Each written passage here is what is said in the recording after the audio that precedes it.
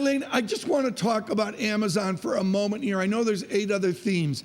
Is Amazon a technology company, or are they actually just delivering cardboard boxes? Great question as always, Tom, but they are definitely a technology company because their fastest growing areas are actually in technology. So, for example, their cloud services. Right, Amazon Web Services, or AWS as they call it, was actually one of the strongest growth areas for the company.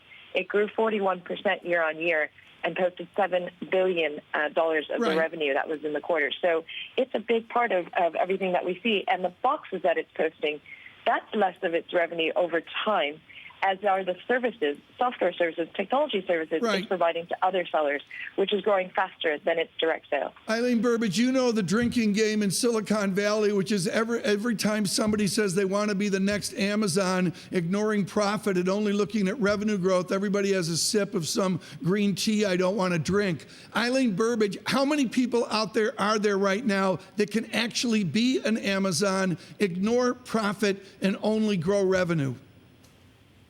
I think there are too few, to answer your question. So obviously that's sort of the direction that Lyft and Uber are kind of taking, but I don't think very many can pull it off like Amazon can.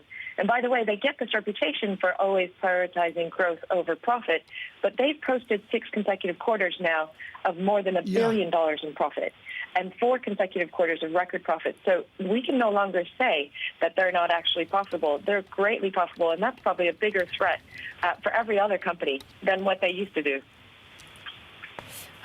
Eileen, good morning from London. Is Uber a tech company, and does the valuation seem a little bit better right now?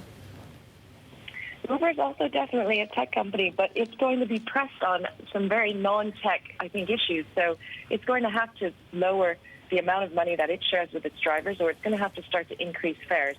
Otherwise, it's never going to have a chance of profitability either.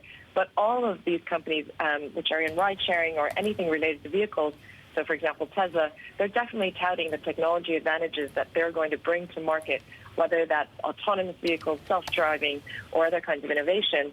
And they're hoping that people are going to continue to give them the PE ratio that you would normally give to tech companies.